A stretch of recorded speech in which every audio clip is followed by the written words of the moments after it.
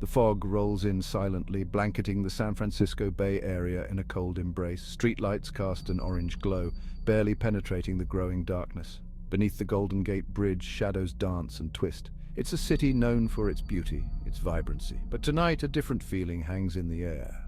Fear, unease, for out there, hidden in plain sight, lurks a predator. A killer who will soon shatter the illusion of safety and plunge the region into a nightmare. The Zodiac Killer. Join us as we delve into the darkness, seeking answers in the shadows of the past.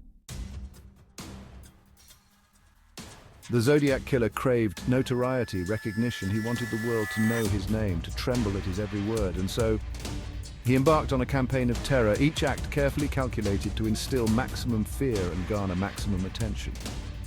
His weapon of choice varied. Sometimes it was a handgun, other times a knife. But his calling card remained constant. Letters, handwritten notes filled with chilling boasts, cryptic symbols and taunting riddles.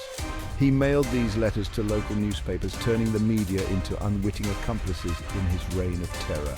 The Zodiac seemed to revel in his ability to outsmart the police, to stay one step ahead. The public was captivated and horrified in equal measure. December 20th, 1968, a cold, clear night at Lake Herman Road, a lover's lane near Vallejo, California. The peace of the evening was shattered by the sharp crack of gunfire. Two young lives, David Arthur Faraday and Betty Lou Jensen, were brutally cut short. David, 17, and Betty Lou, 16, were on their first date. They had parked their Rambler station wagon on the secluded road. The killer approached their car, perhaps feigning car trouble or posing a threat. David was shot in the head at close range while still seated in the car. Betty Lou, attempting to flee, was gunned down just a few feet away. The murders of David Faraday and Betty Lou Jensen sent a chill through the Bay Area. But the worst was yet to come. Months later, on July 4th, 1969, another couple, Darlene Ferrin and Michael Margot, were attacked at the Blue Rock Springs Park in Vallejo. The assailant, firing a 9mm handgun, shot them multiple times. Darlene died from her wounds, but Michael miraculously survived. Just weeks later, on August 1st, 1969, the killer made his presence known again. He sent nearly identical letters to 3 local newspapers. These letters contained chilling details of the murders and a bizarre coded message.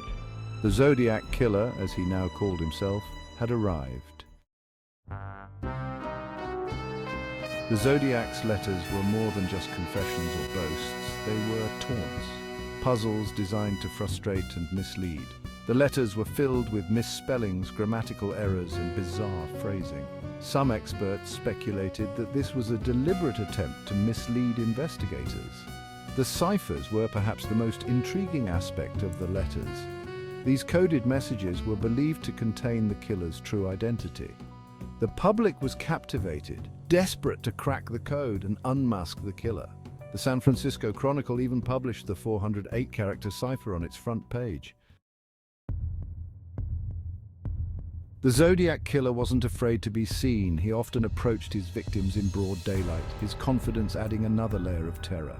Descriptions of the Zodiac varied, but some details remained consistent. He was described as a white male in his late 30s or early 40s with a heavy build and a reddish-brown crew cut. Witnesses described him as having a large, round face and wearing thick-rimmed glasses. During the attack at Lake Berryessa, the Zodiac wore a hooded executioner's costume. On the front of the costume, he had drawn the crossed circle symbol. These sketches, based on witness accounts, were circulated widely in the media. The Zodiac's reign of terror continued into the fall of 1969. On October 11th, he claimed his final confirmed victim, Paul Stein, a 29-year-old cab driver. Stein was driving his cab in San Francisco's Presidio Heights neighborhood when he picked up a fare. The passenger, who police believe was the Zodiac, shot Stein in the head at point-blank range. He then calmly exited the cab, taking Stein's wallet and keys, and ripped a piece of Stein's shirt as a gruesome souvenir. 3 teenagers witnessed the crime from a nearby window and immediately called the police. They described the suspect as a white male in his late 20s or early 30s. wearing glasses and a brown corduroy jacket. The Zodiac, it seemed, had once again outsmarted the authorities. Over the years, the Zodiac Killer case has attracted countless theories, suspects, and armchair detectives. One of the most prominent suspects was Arthur Lee Allen, a former schoolteacher and convicted child molester. Allen came to the attention of authorities early in the investigation, and circumstantial evidence seemed to link him to the crimes. He owned a Zodiac brand watch, wore the same size shoe as footprints found at one of the crime scenes, and even allegedly boasted about wanting to be called Zodiac and kill people. However, despite years of investigation and scrutiny, concrete evidence linking Allen to the murders never materialized.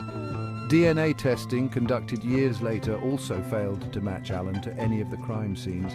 While Allen remained a person of interest until his death in 1992, he was never charged in connection with the Zodiac murders. Despite the numerous leads and potential breakthroughs, the Zodiac Killer's true identity remains a mystery. The Zodiac Killer case, though decades old, is far from forgotten. Advances in forensic science, particularly in the field of DNA analysis, have breathed new life into the investigation. In recent years, investigators have re-examined evidence from the crime scenes, hoping to find traces of the killer's DNA. Hairs and fibers carefully preserved for decades have been analyzed using cutting-edge techniques. The hope is that even the smallest trace of DNA could be used to create a genetic profile of the killer. One promising avenue of investigation involves a technique called familial DNA searching. This technique allows investigators to search for partial DNA matches in criminal databases, which could lead them to relatives of the killer. While this method is not without its ethical considerations, it has proven successful in solving other cold cases. The Zodiac Killer's reign of terror left an indelible mark on the San Francisco Bay Area and beyond. The case, with its unsolved mysteries, cryptic messages, and chilling brutality, has captivated the public imagination for decades. The Zodiac Killer has been the subject of countless books, documentaries, and feature films. David Fincher's 2007 film Zodiac brought renewed attention to the case and sparked a new generation's interest in the unsolved mystery. The case has also had a profound impact on popular culture. The Zodiac's crossed circle symbol has become an instantly recognizable emblem of evil. But beyond the cultural fascination and the enduring mystery, it's important to remember the victims of the Zodiac Killer. Their lives were tragically cut short, and the impact of their loss continues to be felt by those who knew them. The Zodiac Killer case remains one of the most perplexing unsolved mysteries of our time. Despite decades of investigation, countless leads and advances in forensic science, the killer's identity remains unknown. The case, though officially inactive, continues to haunt us, a chilling reminder of the darkness that can lurk beneath the surface of even the most vibrant cities. The Zodiac Killer's legacy is a complex one. He is a figure of morbid fascination, a symbol of evil and mystery, but he is also a stark reminder of the human capacity for violence and the enduring power of fear. The case serves as a cautionary tale, a reminder that even in an age of advanced technology and sophisticated investigative techniques, some mysteries may never be fully solved. The pursuit of justice continues, and the families of the victims, still seeking closure and accountability, deserve nothing less.